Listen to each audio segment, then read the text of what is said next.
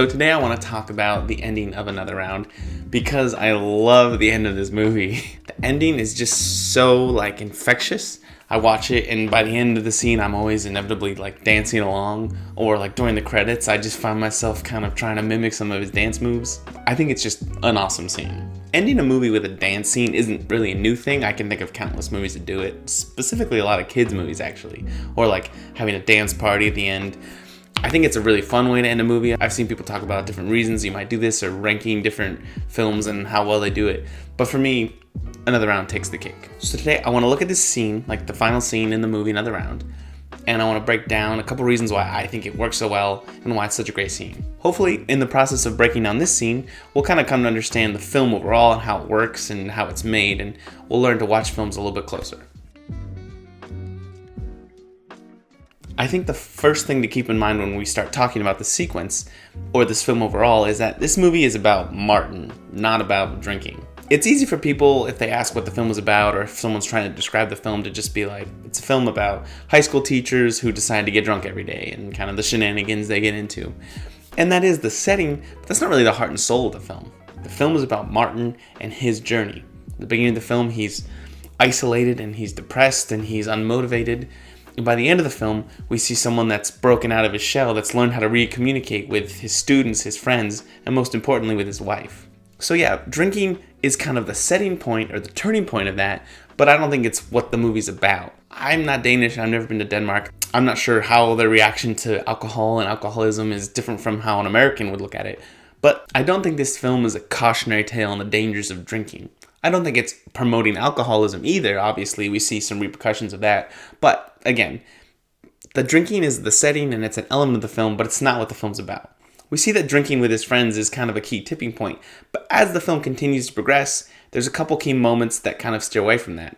The most obvious is when he goes camping with his family. We see something that shows that his alcohol level is 0, but he's still having fun and engaging with them. If the movie were a cautionary tale on the dangers of drinking, then maybe the end would be him and his friends learning to have fun without alcohol, but they're still drinking, so obviously that's not the point.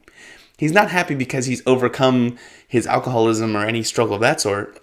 He's happy because his wife texted him back. This whole film, he's been trying to reconnect with her, and some attempts have been more successful or less successful. Shortly before the end of the film, we see him give one final attempt and she rejects him. So the moment when she does reach out is so impactful and powerful. Okay, so that's the context of this scene, and it's what we need to know going into it. But what are the tools actually being used here to make this scene work?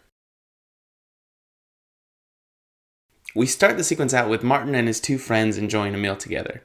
It stands kind of in stark contrast to the scene at the beginning of the film, where it's dark and moody. Here it's bright and they're all having fun and engaging. Right in the middle of their conversation, Martin gets a text. He looks down and it's from his wife. The text she sent is simple but clear, that she wants to go to another shot. So the simplicity of this moment, I think, is the first significant point. It's almost jarring. It's something that we've been wanting the whole film for him, and that he's been wanting this whole film, something that has been one of the main motivators of the whole film, and yet it's communicated in such a simple, underwhelming text. We want a big outburst, we want some kind of satisfaction. In so many other films, we would have a big kiss in the rain or a cry of joy, but this film doesn't give it to us. Martin receives a text and tries to remain his composure as he continues talking to his friends. It's not for a few more minutes until the graduates come and they go out and they spend time and Martin slowly opens up and gets more excited that we really get that catharsis that we want to this pivotal moment. I think that the delayed gratification from this awesome news until we finally get the celebration builds the tension and builds the satisfaction that we have once it actually hits. The next thing that makes this scene so good is the song. What a Life by Scarlet Pleasure is such a freaking catchy song. Honestly, that alone does the trick, but there's more to it. So this is the only non-diegetic song in the film. So if a song is diegetic, it means that the characters can hear it. In fact, most of the music we hear in the film, the characters themselves turn on. This song is the only one that's not, so that makes it stand out. Another thing significant about it is that we heard the song in the beginning of the film. So it's a bit of a callback to that moment.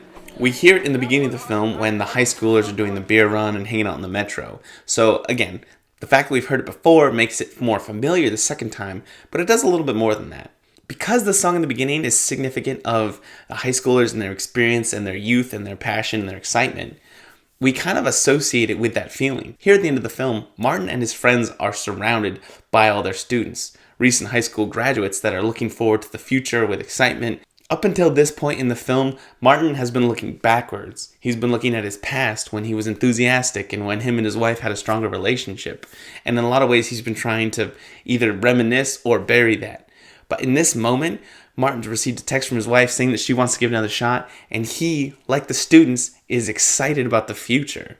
In a way, this song kind of functions as a leitmotif.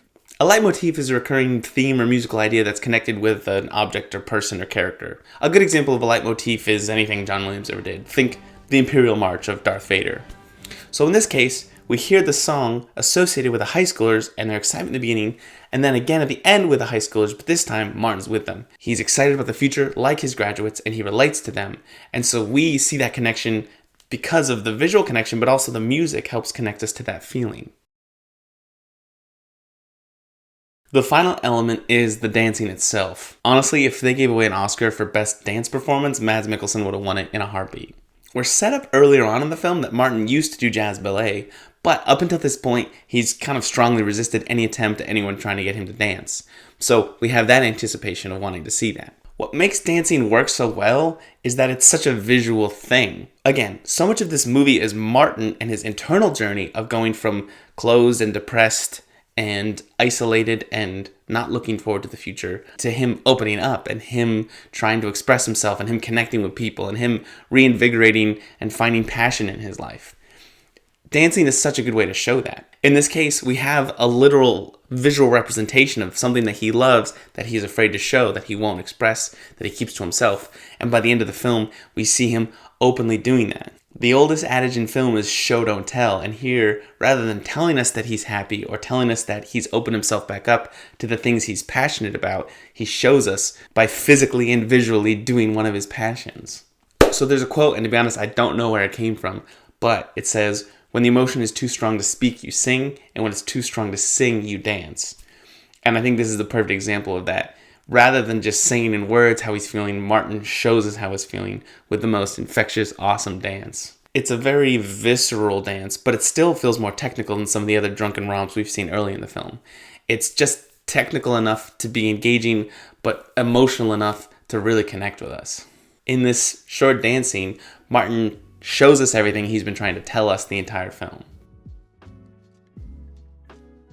The ending of Another Round is awesome. It works so well because we have this character, Martin, who has gone through this entire journey, and all of his progression is showed in this small dance scene.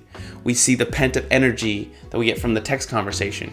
We have the youthful associations of the music. We have the visually represented character development of Martin in the dancing. In the beginning of the film, Martin was closed and shut off and afraid and isolated, and he couldn't express himself, he couldn't move, he couldn't communicate.